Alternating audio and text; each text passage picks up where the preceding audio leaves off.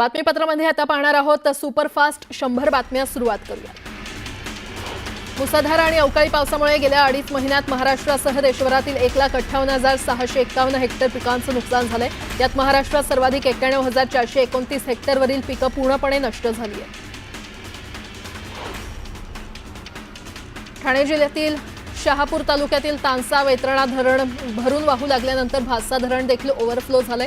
धरण क्षेत्रामध्ये पडणाऱ्या मुसळधार पावसामुळे धरणाची पातळी 138 मीटरनं वाढलेली आहे। धरणाचे 5 पैकी 2 वक्र दरवाजे 0.25 मीटरनं उघडले असून यामधून 1278.40 क्युसेक इतका पाण्याचा विसर्ग होतोय।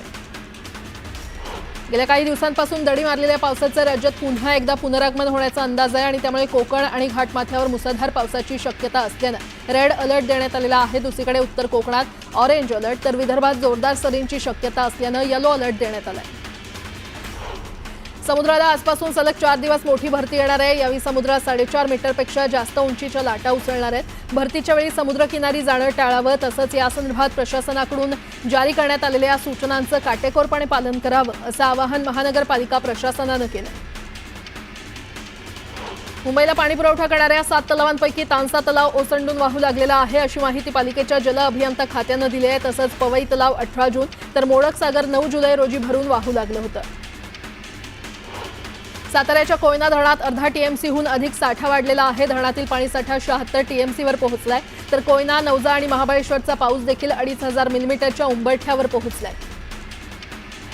सातारा जिल्ह्याच्या पश्चिम भागात पावसाचा जोर वाढला असून आता मुंबई वेधशाळेनं 24 आणि 25 जुलै रोजी रेड अलर्ट दिलेला आहे। यामुळे पश्चिम भागातील घाट परिसरात जोरदार पाऊस पडण्याचा अंदाज आहे तर 26 आणि 27 जुलैला देखील घाट परिसरासाठी ऑरेंज अलर्ट आहे।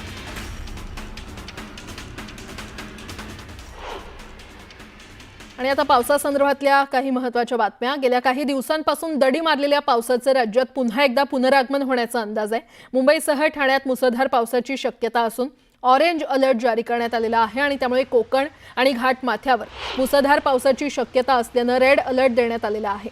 दुसरीकडे उत्तर कोकणात ऑरेंज अलर्ट तर विदर्भात जोरदार सरींची शक्यता असल्यानं येलो अलर्ट देण्यात आलेला आहे।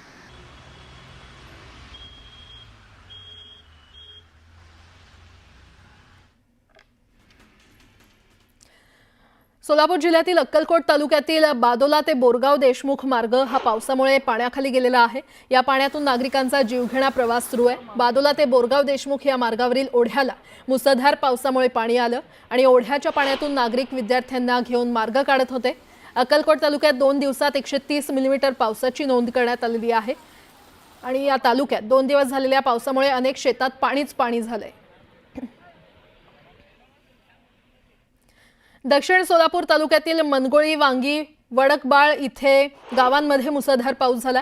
गेले 2 ते 3 दिवस सतत पावसामुळे ओढे आणि नाले तुडुंब भरून वाहत आहेत तर काही ठिकाणी शेतकऱ्यांच्या शेतीला तलावाचं स्वरूप प्राप्त झालंय।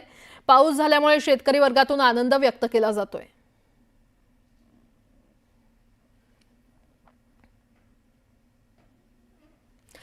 पुन्हा एकदा बातम्या वेगवान स्वरूपात।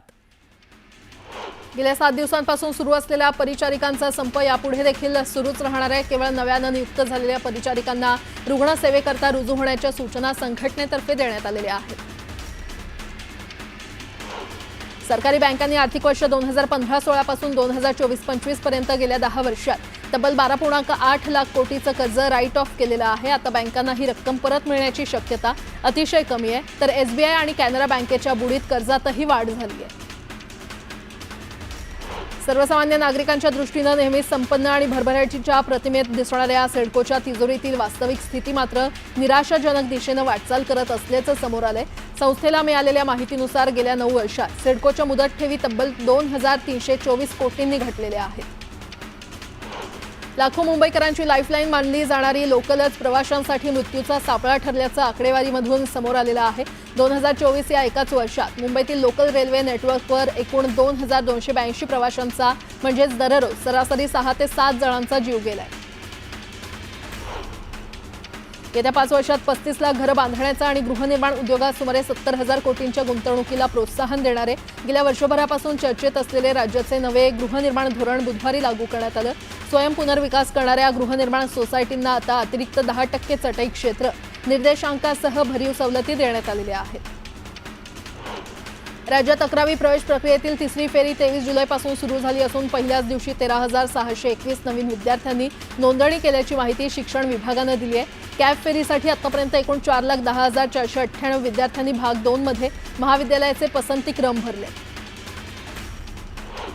5 फुटांपेक्षा अधिक उंचीच्या प्लास्टर ऑफ पॅरिसपासून तयार केलेल्या गणेश मूर्तीचं विसर्जन करण्यास नैसर्गिक जलस्रोताशिवाय पर्याय नसल्याची भूमिका राज्य सरकारनं उच्च न्यायालयात मांडली। त्यावर न्यायालयानं असमाधान व्यक्त करत पर्यावरणाची चिंता असल्याचं स्पष्ट केलं। 8 फुटांपर्यंतच्या पीओपी गणेश मूर्तीचं विसर्जन कृत्रिम तलावातच करणं बंधनकारक करण्याबाबत विचार करण्याची सूचना न्यायालयानं केली। म्हाडाच्या कोकण, पुणे मंडळासह इतर मंडळाच्या सोडतीमधील 20% योजनेतील घरांच्या किमतीत सोडतीनंतर संबंधित खासगी विकासक मनमानीपणे भरमसाठ वाढ करत असल्याच्या तक्रारी येत आहेत। त्याची दखल घेत म्हाडाच्या दक्षता विभागानं चौकशी सुरू केली आहे। एक परिपत्रक काढून अखेर खासगी विकासकांच्या मनमानीला चाप लावलेला आहे।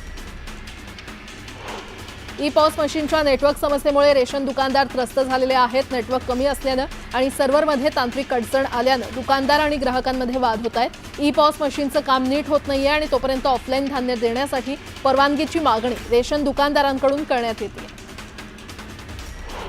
पुणे महापालिकेच्या कनिष्ठ अभियंता पदासाठी भरती प्रक्रिया अखेर मार्गी लागलेली आहे। यापूर्वी 113 जागांची भरती केली जाणार होती, आता 169 जागांची भरती होणार आहे। भरतीमध्ये मराठा आरक्षणाचा अंतर्भाव करण्यात आलेला आहे। खासगी विना अनुदानित वैद्यकीय महाविद्यालयांमध्ये आर्थिकदृष्ट्या दुर्बल घटकातून प्रवेश घेण्याचा खुल्या प्रवर्गातील विद्यार्थ्यांचा मार्ग मोकळा झालाय। खासगी विना अनुदानित कॉलेजमधील राज्य कोट्यातील एकूण जागांपैकी 10% जागांवर ईडब्ल्यूएस प्रवर्गातून कॉलेजला प्रवेश द्यावे लागणार आहे। जंगलांची स्थिती चांगली नसलेल्या राज्यांपैकी एक असलेल्या महाराष्ट्राला 2019 पासून ग्रीन इंडिया मिशन अंतर्गत कोणताही नवा निधी मिळालेला नाहीये। भारताच्या राष्ट्रीय हवामान बदल कृती आराखड्याचा भाग असलेल्या या मिशनमध्ये वनसंपदा वृद्धी, परिसंस्था पुनर्संचयित करण्याचा समावेश आहे।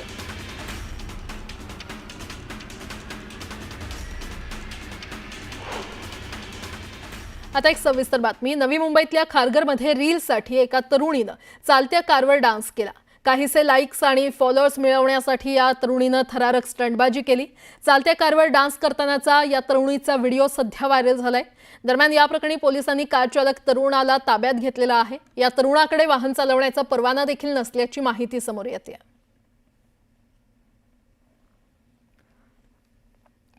सोलापूरमध्ये घरफोडी करणाऱ्या चड्डी गँगचा व्हिडिओ समोर आलाय। सोलापुरातील जुनं सोलापूर या ठिकाणी किरण मराठे यांचं घर फोडून घरातील चांदीचे दागिने चड्डी गँगच्या चोरांनी लंपास केलेत। सोलापूर शहराच्या विविध भागातून चड्डी गँगचे सीसीटीव्ही फुटेज समोर आलेले आहेत। चड्डी गँगवर कारवाई करण्याची मागणी सामान्य नागरिकांकडून करण्यात आली होती, तर सोलापूर शहर पोलिसांकडून याबाबतीत पेट्रोलिंग सुरू असतानाही चड्डी गँग सक्रिय आहे।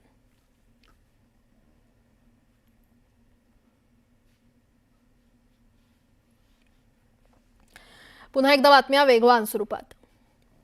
नारळ उत्पादनातील घट आणि अनुकूल हवामानातील बदल यामुळे सुक्या खोबऱ्याचा दर प्रति किलो 360 रुपयांपर्यंत पोहोचलेला आहे। गेल्या 6 महिन्यात दुप्पट दरवाढ झाल्यानं सर्वसामान्य ग्राहकाला आर्थिक ताण बसलाय। श्रावण महिन्यात व्रतवैकल्य, सणवार, धार्मिक विधी यासाठी सुक्या खोबऱ्याची मागणी वाढणार आहे आणि त्यामुळे चढ्या दरानंच ग्राहकांना सुक्या खोबऱ्याची खरेदी करावी लागणार आहे। प्रवाशांच्या सोयीसाठी पश्चिम रेल्वेनं मुंबई सेंट्रल ते गांधीनगर कॅपिटल वंदे भारत एक्सप्रेसला वलसाड इथे अतिरिक्त थांबा देण्याचा निर्णय घेतलाय। हा थांबा प्रायोगिक तत्वावर देण्यात आला असून 27 जुलैपासून त्याची अंमलबजावणी होणार आहे। या अतिरिक्त थांब्यामुळे या गाडीचे सुरत, वडोदरा, आणंद आणि अहमदाबाद इथलं वेळापत्रकात काही फेरबदल करण्यात आलेले आहेत। पंतप्रधान नरेंद्र मोदी ब्रिटन आणि मालदीवच्या 4 दिवसीय दौऱ्यावर आहेत। दोन्ही देशांसोबतचे संबंध आणखी दृढ होतील असा विश्वास मोदींनी व्यक्त केलाय। संसदेच्या पावसाळी अधिवेशनादरम्यान व्यवसाय सल्लागार समितीच्या बैठकीत लोकसभेतील विविध विधेयकांवर आणि महत्त्वाच्या मुद्द्यांवर चर्चेसाठी 16 तास निश्चित करण्यात आलेले आहेत। ऑपरेशन सिंदूरबाबत राज्यसभेत चर्चेसाठी 16 तास निश्चित करण्यात आले।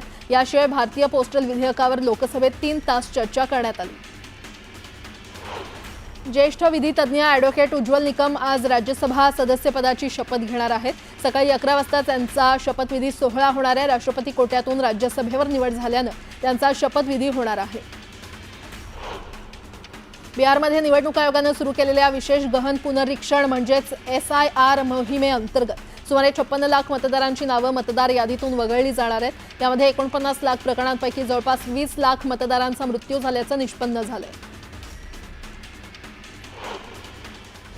आता एक मोठी बातमी. प्रहार संघटनेचे नेते माजी मंत्री बच्चू कडू शेतकऱ्यांच्या कर्जमाफीच्या प्रश्नावर पुन्हा एकदा आक्रमक झालेले आहेत.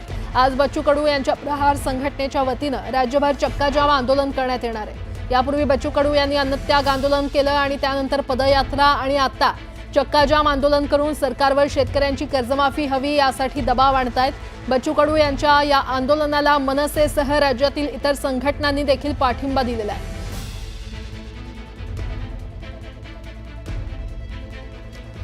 तर आज राज्यभर चक्काजाम आंदोलन बच्चू कडू यांच्यातर्फे करण्यात येणार आहे. सरकारविरोधात बच्चू कडू यांनी एल्गार पुकारलेला आहे. कर्जमाफीच्या मागणीसाठी आज राज्यभर चक्काजाम आंदोलन करण्यात येणार आहे. अतिशय मोठी घडामोड किंवा मोठी बातमी आपण पाहतोय. सरकारविरोधात बच्चू कडू यांनी एल्गार पुकारलेला आहे. राज्यभर आज चक्काजाम आंदोलन करण्यात येणार आहे. शेतकरी कर्जमाफीसाठी बच्चू कडू आक्रमक झाले. बच्चू, मला सांगा, तुम्ही आंदोलनाचा इशारा दिलेला आहे. यापूर्वी देखील अन्नत्याग आंदोलन केलं, त्यानंतर पदयात्रा केली. परत तुम्हाला आता चक्काजाम आंदोलन करायची गरज का वाटली आणि सरकारने जे आश्वासन दिलं ते पाळलेलं नाही का? सरकार फक्त भूलथापा देत आहे. मिटिंग झाली पण कारवाई काही होत नाही. मी आजही बावनकुळे साहेबांना मेसेज केला तर तुम्ही जे मिटिंग घेतली त्याचं इतिवृत्त तरी द्या. इतिवृत्त तयार नाही आहे. ज्या मंत्र्यांना निर्देश दिले त्या मंत्र्यांनी कुठलंही काम केलं नाही.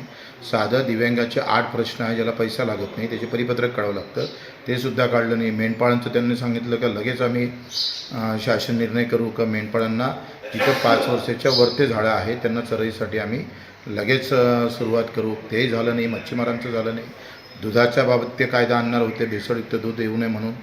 तुमचं शेतमजुरांचा वित्तमंडळ स्थापित करणार होते, त्याचंही काही झालं नाही. आणि कर्जमाफीबद्दल तर व्यवस्थित बगल देत आहे. हे माणिकराव कोकाटे जेव्हा समिती स्थापित केली ते म्हणतात उपाययोजना काय करावं लागेल, कसे आत्महत्या थांबेल. म्हणजे तुम्ही 10-10, 20-20 वर्ष उपाययोजना तुम्ही सत्तेत असून तर तुम्हाला अजून ते समजत नसेल आणि मुद्द्यावरच्या मेन गोष्टीवरून तुम्ही बगल देत असाल. मुख्यमंत्री असे म्हणत होते का यावर्षी पीक पाणी चांगलं राहणार आहे, त्याच्यानं कर्जमाफीचा प्रश्न येत नाही. अशा पद्धतीनं बोलून जर तेवढातेवढी करत असाल आणि शेतकऱ्यांना फसवणूक करत असेल पुन्हा पुन्हा तर हे आंदोलन करावंच लागणार आहे आणि त्याने आम्ही करणारच आहोत. तुम्ही अमरावती जिल्ह्यात आंदोलन करणार, कुठे कुठे आंदोलन करणार आणि दिवसभराचं आंदोलनाची भूमिका कशी राहणार? खरं तर काल रात्री आम्ही 12-2 वाजेपर्यंत SP नागपूरशी बोलत होतो. नागपूरच्या SPनं 200-300 कार्यकर्त्यांना डिटेन करून ठेवलं, मिटिंगच्या नावानं बोलावलं, फसवणूक केली आणि त्यांना अटक करून ठेवली. म्हणजे जाणीवपूर्वक अशा पद्धतीनं पोलीस यंत्रणा काम करत असेल तर जिथं पोलीस यंत्रणा आम्हाला चक्काजाम करण्यासाठी बाध्य ठरवत असेल तिथं आम्ही पुन्हा तिथं चक्काजाम करू, हे लक्षात ठेवा. आजचा चक्काजाम तुम्ही टाळला, करू दिला नाही, कारण अर्धा-1 तासाचा एक चक्काजाम आहे, 2 तासाचा एक सरकारला इशारा देण्यासाठी आहे आणि बळजबरीचा जर प्रयोग करत असेल तर ते चुकीचं होईल. आत्ता आम्ही इथून अचलपूरवरून खरपीवरून चांदूर बाजार आणि अमरावतीत मग संभाजीनगर, लातूर, नांदेड अशा पद्धतीनं आम्ही आंदोलन करतो. बच्चू कडू यांच्या कार्यकर्त्यांची कुठेतरी धरपकड सुरू आहे, कुठेतरी त्यांना डिटेन करणं सुरू आहे. हे सरकार कुठेतरी हे आंदोलन दडपून टाकण्याचा प्रयत्न करत असल्याचा आरोप जो आहे तो बच्चू कडू यांनी केलेला आहे. व्हिडिओ जर्नलिस्ट सागरचा संजय शेंडे, न्यूज 18 लोकमत, चांदूर बाजार, अमरावती. तर आज राज्यभर चक्काजाम आंदोलन करण्यात येणार आहे. कर्जमाफीच्या मागणीसाठी बच्चू कडू आक्रमक झालेले आहेत. शेतकरी कर्जमाफीसाठी बच्चू कडू यांनी सरकार विरोधात एल्गार पुकारलेला आहे. राज्यभर आज आंदोलन करण्यात येणार आहे.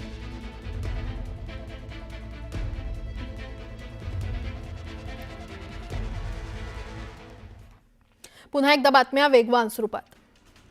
केंद्र सरकारचे कांदा निर्यातीचं धोरण गेल्या 2 वर्षांपासून सातत्यानं बदलत असतानाच आखातामधून चीन आणि पाकिस्तानमधील कांद्याची मागणी वाढलेली आहे. परिणामी भारतातील कांद्याला फटका बसत असल्यानं कांद्याची निर्यात तब्बल 40% घसरली आहे. साताऱ्यामध्ये व्यापारी विक्रेते संघ यांच्याकडून गणेशोत्सवात जबरदस्तीनं वर्गणी घेतल्यास त्यांच्यावर खंडणीचे गुन्हे दाखल होणार आहेत, असा इशारा कराडचे DYSP अमोल ठाकूर यांनी गणेश मंडळांना दिलाय. तसंच गणेशोत्सव काळात कायदा सुव्यवस्था राहावी यासाठी राज्यात वाढीव पोलीस बंदोबस्त देखील देण्यात येणार आहे. राज्यातील साखर कारखाना कामगारांना 10% वेतनवाढ देण्याचा निर्णय घेण्यात आलेला आहे आणि साखर कामगारांच्या वेतनवाढीसाठी नेमण्यात आलेल्या त्रिपक्षीय समितीच्या बैठकीत साखर कारखाना मालक प्रतिनिधी, साखर कारखाना कामगार संघटना आणि राज्य सरकार प्रतिनिधी यांच्या प्रतिनिधींमध्ये यावर शिक्कामोर्तब करण्यात आले.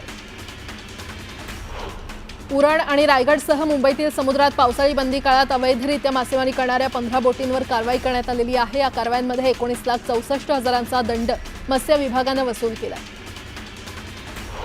सप्टेंबरमध्ये साजरा होणाऱ्या तुळजाभवानीच्या शारदीय नवरात्र महोत्सवाच्या पार्श्वभूमीवर श्री तुळजाभवानी मंदिर संस्थानच्या प्रशासकीय कार्यालयात आढावा बैठक पार पडली. या बैठकीत जिल्हाधिकारी आणि तुळजाभवानी मंदिर संस्थानचे अध्यक्ष कीर्ती किरण पुजारी यांनी विविध विभागांकडून करण्यात येणाऱ्या उपाययोजनांचा सविस्तर आढावा घेतला. जळगावच्या नशिराबाद येथील श्री संत शिरोमणी सावता महाराज यांच्या संजीवन समाधी सोहळ्यानिमित्त वारकरी संप्रदायाच्या वतीनं दिंडी सोहळा मोठ्या उत्साहात साजरा करण्यात आला. सावता महाराजांच्या मूर्तीचा अभिषेक आणि त्याच्या पालखीचं पूजन करून दिंडी सोहळ्याला प्रारंभ करण्यात आला. सोहळ्यामध्ये सर्वजण विठ्ठलाच्या नामात तल्लीन होऊन मंत्रमुग्ध झाले होते. आषाढी एकादशी साजरी करून संत गजानन महाराजांची पालखी विदर्भात दाखल झाली आहे. शेकडो किलोमीटरचा पायी प्रवास करत 31 जुलै रोजी पालखी स्वगृही परतणार आहे. यावेळी विदर्भात पालखीचं जल्लोषात स्वागत करण्यात आलं. जळगावमध्ये युरिया खतासह सर्व प्रकारची खतं जिल्ह्यात मुबलक प्रमाणात उपलब्ध आहेत. काही अफवांमुळे शेतकऱ्यांमध्ये संभ्रम निर्माण होतोय. मात्र अशा कोणत्याही अफवांवर विश्वास ठेवू नये असं जिल्हाधिकारी आयुष प्रसाद यांनी स्पष्ट केलं. आणि जर शेतकऱ्यांची कुठेही फसवणूक होत असेल तर तात्काळ कृषी विभागाच्या हेल्पलाईन क्रमांकावर संपर्क साधावा असंही प्रशासनाकडून सांगण्यात आलंय.